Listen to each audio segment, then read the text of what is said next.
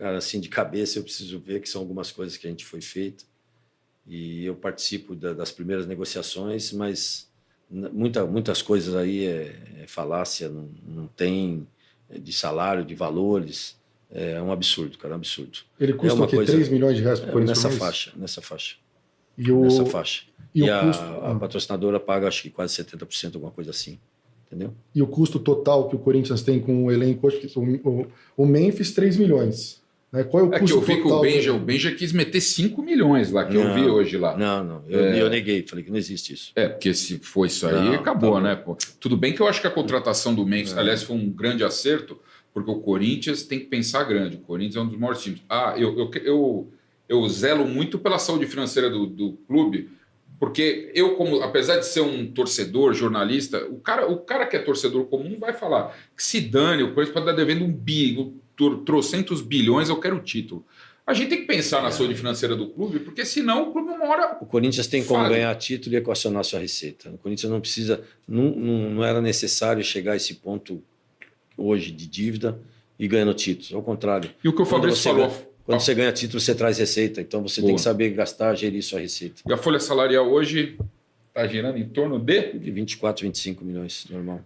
Tipo terceira maior do país. E praticamente a mesma que estava na gestão passada. Então, e hoje a gente é mais de 10%. E hoje a gente tem um ativo muito maior do que se tinha antes. Hoje a gente tem um ativo aí de 100 milhões de euros, mais ou menos. E categoria de base, Augusto? Falam que a categoria de base contratou muita gente. É bom vocês perguntarem isso. Cerca de, sei lá, tem muitos jogadores, muitos meninos que nem aproveitados estão.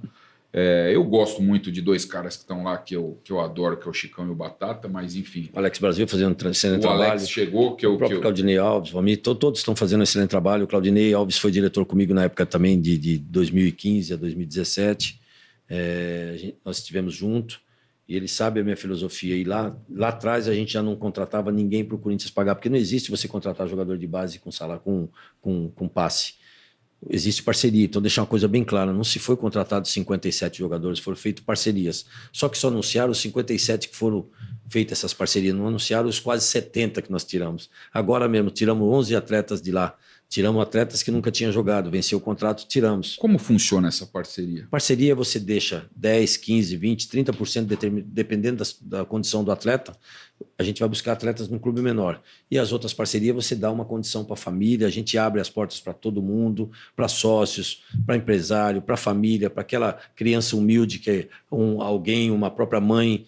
A gente dá oportunidade para todo mundo. Eu fazia isso na minha época de sub-17, por isso que a gente foi muito vencedor na nossa época. Ganhamos todos os títulos que você imagina de base, campeão do mundo, único título da Copa do Brasil que o Corinthians tem 114 anos, foi na nossa gestão. Então, assim, a oportunidade que você dá. E ali nós formamos 13 jogadores profissionais. Então, a base, eu sou o primeiro a ser contra. Não se compra jogador, você faz parceria. Você tem a despesa normal, que ajuda de custo, 500, 800 mil reais? Tem, mas é o risco que você tem que correr. Só que vê agora, do ano passado para cá, quantos jogadores foram formados. Bidon, Wesley, Rian, agora subiram 8 ano passado da Copinha. Esse ano já subiu 11 garotos com 16, 17, 18 anos. O Corinthians teve, se eu não me engano, um dos times mais jovens na Copa São Paulo e fomos vice-campeão. Agora a gente já tem garoto de 16 anos treinando profissional. É isso que eu gosto muito do Ramon e sua equipe também, porque eles fazem o sub-20 e essa molecada que subiram todo o tempo treinar com o time titular. Isso é muito bacana, porque torna o treino mais competitivo, obriga os titulares a se dedicarem mais, a correrem mais. Existe essa cobrança. Hoje a gente já tem lá a garotada de 16, 17 anos indo para o banco, aí o Jacaré, Surpresa, o Luiz Eduardo, aí tem aí o Guinegão, tem o próprio Denner, tem o Dieguinho, enfim, nós temos hoje 11 jogadores, ou seja, nós estamos dando oportunidade, tivemos essas 57 parcerias, mas olha quantos já subiu o profissional. O Corinthians hoje está sendo um formador, já temos grandes... tivemos agora algumas eles tiveram algumas, não é proposta, sondagem, foge o nome. Tivemos agora algumas sondagens no Guinegão, no próprio Denner. Ou seja, o Corinthians nunca vendeu um jogador de base tão caro como está agora já. E não vamos vender, a gente vai vender mais caro ainda. A gente quer esses... Só pedir desculpa, daqui a pouco a gente vai liberar a Cadaina, já estamos... Eu sei que você está... Eu queria falar com o Augusto um pouquinho de transparência, né? Porque o Augusto ele sempre enfatiza muito as receitas que chegaram ao clube. Mas não da renovação e transparência. A transparência, mas transparência foi sempre a bandeira do Augusto na época da eleição. E um pouquinho desses custos do Corinthians, né? Você acabou de falar que cobra das suas diretorias uma economia de cerca de 20% a 30%, mas a gente pegando a RCE esse ano, a gente pegando a RCE, uma projeção de fluxo de caixa que Conta foi juntado... o que é RCE para quem não sabe. É o Regime Centralizado de Execuções. O Corinthians apresentou para o juiz uma projeção de fluxo de caixa, e aí você se depara com números como um aumento das despesas ordinárias em 9%, 9,5% projetado ano a ano, que é bem diferente da economia de 20% a 30%. Ao mesmo tempo, o Corinthians não publica no seu site, desde setembro, os balancetes mensais. Não, mas eles estavam sendo publicados mês a mês. Sim, mas tem auditoria, isso no site. Tem auditoria que agora tem que ser... no site, só estou falando do site. No site vinha sendo publicado mês a mês, parou de se publicar a partir de setembro de 2024. Terceiro ponto, existiu todo um relatório do CORE também, que é um órgão oficial do Corinthians, que questionava uma série de contratações que foram feitas na sua gestão. Quando a gente fala em transparência, o que o Augusto poderia melhorar em relação a como o Corinthians é gerido em termos de custos? Né? Porque quando a gente pega os documentos que são levados à justiça, eles mostram números bem diferentes do que se promete em termos de eficiência dessas diretorias. Não, primeiro, o CORE nunca cobrou nenhuma contratação nossa diferente, nunca foi cobrado. Não teve ata de agora de outubro que foi... Nunca teve nenhuma inclusive... cobrança, nunca teve nenhuma cobrança em termos de contratação, mesmo porque as contratações são muito transparentes, são com toda a lisura possível. Nunca teve isso, ao contrário. Até surgiu comentários que a gente não entregava documento, não tem motivo. Até criaram aquela situação do meu cartão corporativo. Nunca teve um presidente no Corinthians que ficasse um mês sem gastar o seu cartão corporativo. Eu estou há 14 meses no Corinthians, nunca gastei R$1. E até fui taxado como demagogo no conselho por ex-presidente, por algumas situações que eu tinha que gastar. Onde eu vou, todo mundo quer pagar a conta para o Corinthians, cara. E eu deixo pagar, qual o problema? Isso é verdade. Qual o problema, cara? Todo mundo quer, eu vou para a Europa, eu vou para não sei onde, eu não gasto R$1, porque eles querem pagar para o Corinthians, eles querem pagar, é uma satisfação. Até eu como de graça às vezes, viu? Até eu. Então, cara, ou ninguém. se querem, minha vida é assim, eu saio da minha sala, eu desligo o ar-condicionado, eu desligo a luz, porque eu vou demorar 4, 5 horas, às vezes eu nem volto. O que eu faço na minha casa, eu faço dentro do Corinthians. Eu trato o Corinthians como se tratasse a minha empresa, a minha casa. Por isso que está dando muito certo e a gente está tendo grandes economias. Agora, nunca houve isso. E a outra que você falou de números que foi para a RCE, né? Que na RCE não foi nada diferente.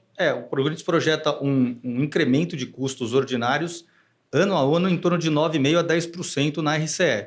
E você acabou de falar que, na verdade, você cobra de sua diretoria uma economia de 20% a 30%. A gente teve um ano muito conturbado, um ano a gente teve que equacionar nossas receitas, onde eu tive que buscar muitas receitas, senão você pode ter certeza que o Corinthians hoje estaria numa situação muito complicada.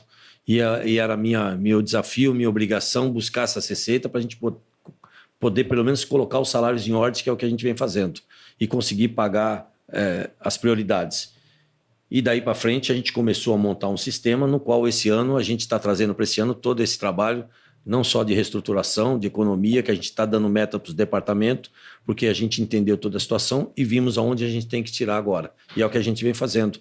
Para você ter uma ideia, na logística, deve sair agora, a gente tem uma economia quase de 4 milhões da gestão passada para o ano passado. Então vai ser mostrado tudo esse ano. Tudo que foi feito ano passado vai ser mostrado esse ano agora. Todas as benfeitorias, tudo que nós fizemos. Aliás, diziam que eu gastei 300, 400 milhões. Eu gastei 125 milhões na primeira janela, errado. Mas o Corinthians não tinha dinheiro, não tinha credibilidade. Ninguém queria vender jogador para o Corinthians. Às vezes tinha que pagar um pouco mais caro. E o desespero de montar o elenco, porque a gente não tinha um elenco.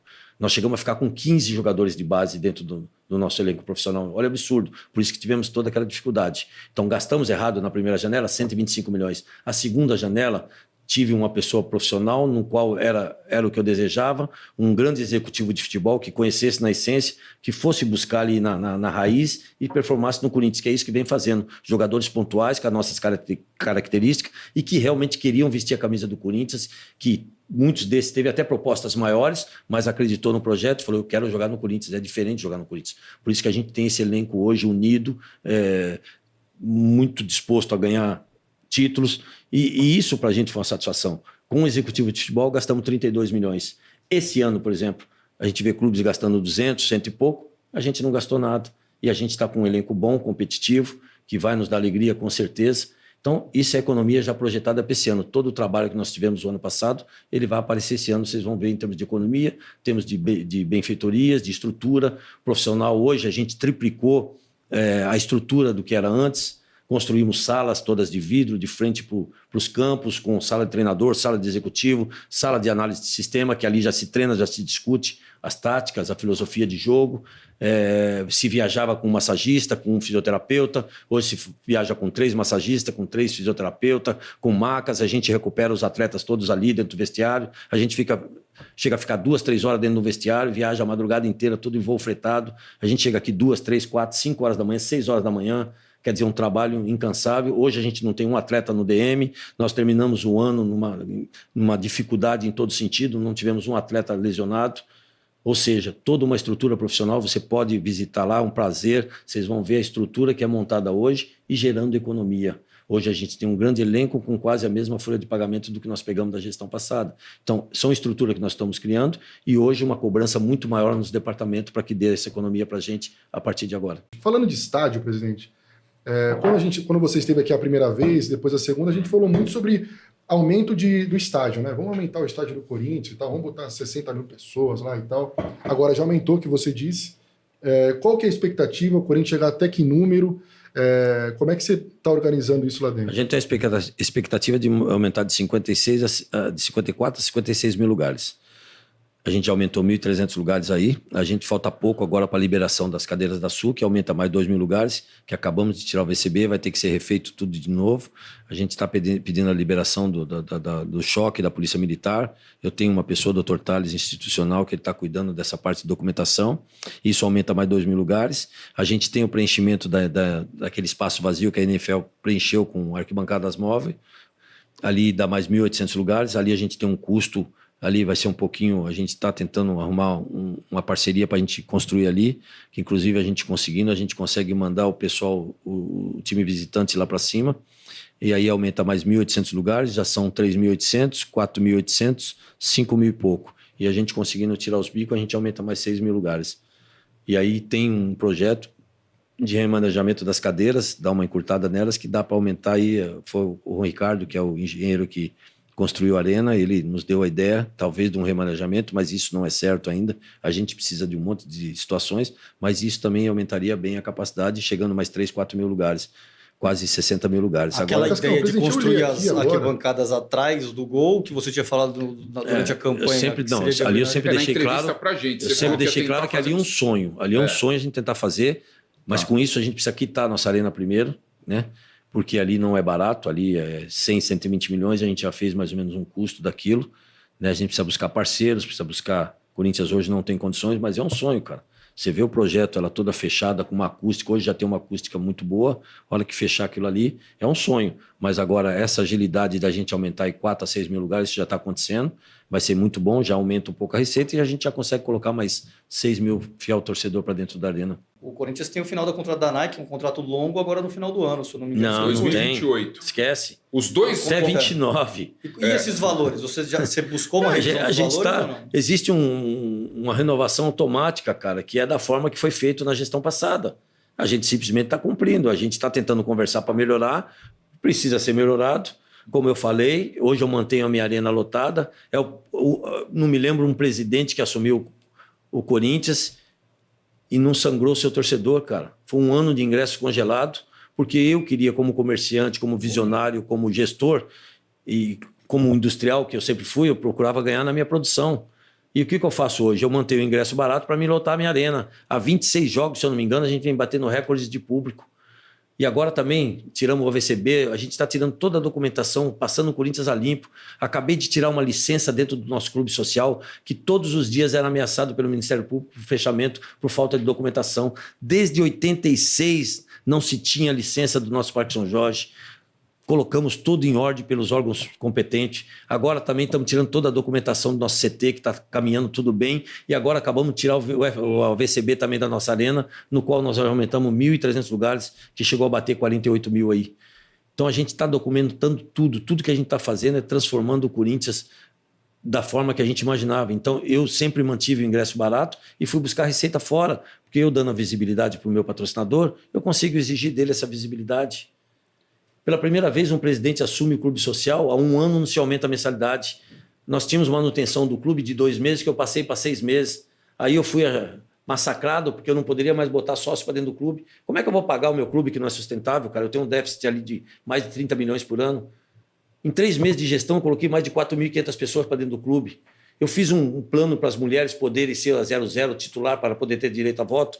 Dia das Mulheres, eu fiz uma promoção de 50%, coloquei, fazia fila no Parque São Jorge, aí eles me criticaram. E o que eu falei um dia num discurso da Gaviões, que eu estava recebendo uma pressão para aumentar título, para tirar as pessoas lá dentro, foi se confirmado agora com a fala do presidente. Tudo que eu falei é sempre a verdade, tudo que eu falo é em prol do Corinthians, tudo que a gente faz é trabalhando pelo Corinthians, cara. O presidente, a torcida do Corinthians, isso eu vejo, quando a gente, vamos entrevistar o presidente, a maioria das pessoas que eu conversei, falou assim, pergunta para ele de ingresso, porque o que interessa para o torcedor é entrar no estádio.